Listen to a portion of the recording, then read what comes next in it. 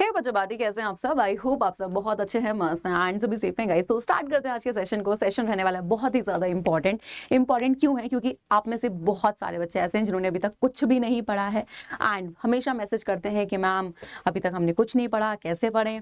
कभी मैं देखती हूँ लाइव क्लास के बाद कॉमेंट, तो भाई वहाँ पर भी ऐसे कॉमेंट होते हैं और लाइव क्लास के दौरान भी बच्चे बहुत सारे ऐसे क्वेश्चन मुझसे पूछते हैं कि मैम कैसे पढ़ें, क्या अभी से पढ़ेंगे तो क्या हम एग्जाम में अच्छे नंबर लेकर आ सकते हैं क्या? तो देखो, सबसे पहली चीज़, अगर आपके मन में भी कोई ऐसा सवाल है तो बिल्कुल ये सेशन आपके लिए है, ठीक है। एंड सबसे पहली चीज़ मैं आपको बता देती हूँ, अगर आप ये सोच रहे हो कि अभी से पढ़ के क्या आप अच्छे नंबर लेकर आ सकते हैं, तो बिल्कुल ला सकते हो बेटा जी। अब यहाँ पे ये निर्भर करता है कि आप पढ़ किस तरीके से रहे हो, है ना। देखो, नंबर मैं कह दूँ बेटा जी बहुत से ला सकते हो, लेकिन आप पढ़ाई नहीं कर रहे हो, जिस तरीके से पढ़ना चाहिए आप उस तरीके से नहीं पढ़ रहे हो, तो कहीं ना कहीं आपको प्रॉब्लम आ जाएगी। फिर आप बोलोगे मैम ने तो कहा था हम अभी से पढ़ के अच्छे नंबर लेकर आ सकते हैं, है ना, लेकिन हमारे तो आए नहीं। तो अगर आप चाहते हो कि आपने अभी तक कुछ भी नहीं पढ़ा और अच्छे नंबर आ जाए एग्जाम में, तो बेटा जी अभी भी टाइम है, अभी पढ़ना स्टार्ट करोगे तो भी आपके बहुत अच्छे मार्क्स आ जाएंगे, ठीक है। अब देखो, एक चीज पे बात करते हैं, ठीक है।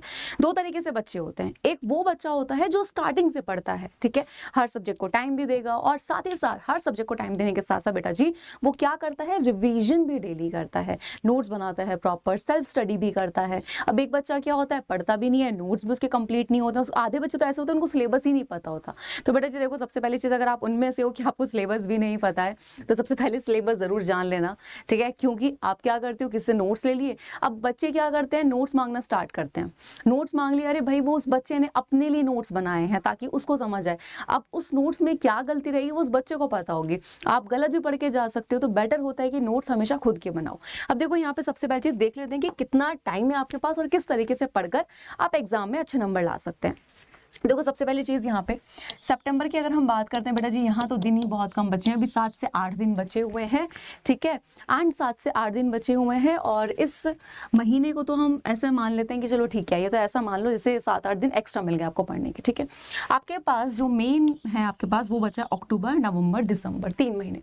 अब आप बोलोगे मैम जनवरी भी तो होता है, ठीक है। तो जनवरी की अगर हम बात कर लेते हैं तो बेटा जी जनवरी जो होता है ये सिर्फ ये मान लो रिवीजन के लिए है, ठीक है। अब यहाँ पे जनवरी में तो बेटा जी रिवीजन ही करना है। क्यों रिवीजन? देखो, जितना अच्छा होगा आप एग्जाम में उतना अच्छे से लिख सकोगे, आपको चीजें अच्छे से पता होंगी। लेकिन अगर आपने रिवीजन ही नहीं करा, अब देखो रिवीजन भी तो तभी करोगे जब आपके टॉपिक क्लियर होंगे। तो यहाँ पे देखो, अक्टूबर एंड नवंबर, अक्टूबर के एंड में और नवंबर की स्टार्टिंग में फेस्टिवल है, तो आपका यहाँ पे ये मान लो कम से कम 10 दिन तो आपके यहाँ कम हो जाएंगे, ठीक है। तो अब अगर हम देखें, यहाँ 25 दिन हमें मिल जाते हैं कम से कम, ठीक है। यहाँ पर भी आप 25 दिन लेके चल लो, ठीक है। प्लस दिसंबर का तो पूरा महीना ही है बेटा जी। तो यहाँ पे पढ़ना कैसे है और ज़रूरी क्या क्या चीज़ है? देखो, सबसे पहली चीज़ आपके पास मैथ्स भी है, ठीक है। आप काफ़ी बच्चे होते हैं जिनको कैलकुलेशन में करनी, यानी कि उनकी जो कैलकुलेशन होती है थोड़ी वीक होती है, उनको टाइम लगता है किसी भी क्वेश्चन को सॉल्व करने में। तो जिस बच्चे का, सबसे पहली चीज़ याद रखना, जो सब्जेक्ट ज़्यादा वीक है उसको ज़्यादा टाइम दो। अब जो बच्चे स्टार्टिंग से पढ़ते हुए आ रहे हैं, ठीक है, उनके पास क्या फ़ायदा है कि उनको चीज़ें पता है, वो 1-1 घंटा भी देंगे हर सब्जेक्ट को तो भी आसानी से हो जाएगा। लेकिन अगर आपने कुछ नहीं पढ़ा है तो बेटा जी कम से कम 3 से 4 घंटे डेली अपने आप को पढ़ाई में देने हैं, यानी कि सेल्फ स्टडी करनी ही करनी है। नोट्स अपने खुद के बनाने हैं, कंप्लीट करने हैं प्रॉपर, ताकि एग्जाम टाइम पे कोई भी प्रॉब्लम ना आए। सेकेंड चीज़, अगर मैं बात कर लेती हूँ मैथ्स के बाद बेटा जी, यहाँ पे आपका सेकेंड सब्जेक्ट आ जाता है साइंस, ठीक है। अब साइंस में आपका फिजिक्स भी है, यहाँ पे केमिस्ट्री भी है, यहाँ पे बायोलॉजी भी है, और तीनों में अपनी अपनी कुछ चीज़ें इंपॉर्टेंट है। जैसे बच्चा फिजिक्स में अगर मैं बात करूँ, ज़्यादातर जो फंसता है वो न्यूमेरिकल में फंसता है, केमिस्ट्री में रिएक्शन में फंस जाता है, एंड बायोलॉजी में बच्चा फंस जाता है डायग्राम में। नेक्स्ट अगर हम देखें, यहाँ पे आपका जो नेक्स्ट सब्जेक्ट आ जाता है वो आ जाता है इंग्लिश, एंड उसके बाद आ जाता है सोशल साइंस, ठीक है। सोशल साइंस का भी सिलेबस बहुत ज़्यादा है, तो बच्चों को लगता है कि भाई मैम कैसे पढ़ेंगे, कैसे याद होंगी, है ना। तो यहाँ पे मैथ्स, साइंस, सोशल साइंस ये सब बहुत इंपॉर्टेंट है, ठीक है। अब अगर आप मुझसे पूछेंगे मैम इंग्लिश का क्या, देखो इंग्लिश बहुत इंपॉर्टेंट है, ऐसी कोई बात नहीं, लेकिन जो एक इंग्लिश मीडियम का बच्चा होता है उसको इंग्लिश में इतनी ज़्यादा प्रॉब्लम नहीं आती है। बच्चों को फंसता है यहाँ पे मैथ्स में, साइंस में और सोशल साइंस में, ठीक है। इंग्लिश आप कर लोगे, ठीक है, लेकिन ऐसा नहीं कि पढ़ना नहीं, इंग्लिश भी पढ़ना है क्योंकि इंपॉर्टेंट है बहुत ज़्यादा। अब अगर हम बात कर लेते हैं यहाँ पे इनको किस तरीके से पढ़ना है, सबसे पहले अगर आपने स्टार्टिंग से कुछ नहीं पढ़ा है, बिल्कुल स्टार्टिंग से पढ़ना है, ठीक है। ये मान लो कि बिल्कुल जीरो से शुरू करना है, ठीक है, और जीरो से ये हीरो बनने का जो सफर होता है आपका, ठीक है, वो शुरुआत होता है कहाँ से? सबसे पहले सिलेबस जानो क्या है, और ये नहीं करना है कि एक चैप्टर पढ़ लिया फिर पहुंच गए डायरेक्ट लास्ट वाले चैप्टर पे, नहीं, एक सीक्वेंस में पढ़ना स्टार्ट करो। ठीक है, फॉर एग्जांपल आपने यहाँ पे फिजिक्स का एक चैप्टर कंप्लीट कर दिया, आप केमिस्ट्री का पढ़ लो एक चैप्टर बायोलॉजी का, फिर आप इस तरीके से पढ़ो। और ऐसे नहीं करना कि फिजिक्स का आपने फर्स्ट चैप्टर पढ़ लिया, अब बीच के 2 चैप्टर छोड़ दिया और फिर लास्ट पे आ गए, नहीं। हमेशा याद रखना, कोई भी चीज़ है, चाहे आप कोई भी चीज़ पढ़ रहे हो, एक सीक्वेंस में पढ़ो, ठीक है, जिसमें चीज़ें आपस में रिलेट करती हैं। अब यहाँ पे सबसे पहली चीज़ आपने सिलेबस जान लिया क्या है, और नोट्स बेटा जी प्लीज़ खुद के बना लो, नोट्स बना के रखना, ताकि जब बेटा जी आपका यहाँ पे ये जनवरी वाला टाइम आए, यानी कि ये रिवीजन वाला टाइम, आपको किसी से नोट्स ना मांगने पड़े। ठीक है, क्योंकि बच्चे क्या करते हैं, नोट्स मांगना स्टार्ट कर देते हैं। अब वो बच्चे ने खुद के बनाए, काफ़ी लोग नोट्स नहीं देते हैं, बच्चा हो जाता है परेशान, लिख के क्या है भाई एग्जाम में। और प्लस तुम्हारा इस बार का पेपर टफ रहने वाला है, क्यों? क्योंकि 50% जो पेपर है, क्योंकि अभी डायरेक्ट क्वेश्चन आएंगे कम, ठीक है, कॉम्पिटेंसी बेस्ड वाले क्वेश्चंस हो जाएंगे ज़्यादा। तो कहीं ना कहीं जिस बच्चे के कॉन्सेप्ट स्ट्रॉन्ग होंगे वही क्वेश्चन पेपर को सॉल्व कर पाएगा, जिसके कॉन्सेप्ट नहीं आते होंगे, ठीक है, यानी कि उसे पता ही नहीं होगा कि भाई आखिर कॉन्सेप्ट है क्या, तो वो बच्चा तो बेटा जी कुछ नहीं कर पाएगा, गारंटी है। ठीक है, अगर आप चाहते हो कि आप ना फंसो तो याद रखना कि बेटा जी हर चैप्टर में यहाँ पे, ठीक है, प्रॉपर तरीके से पढ़ना बहुत ज़्यादा ही ज़रूरी है।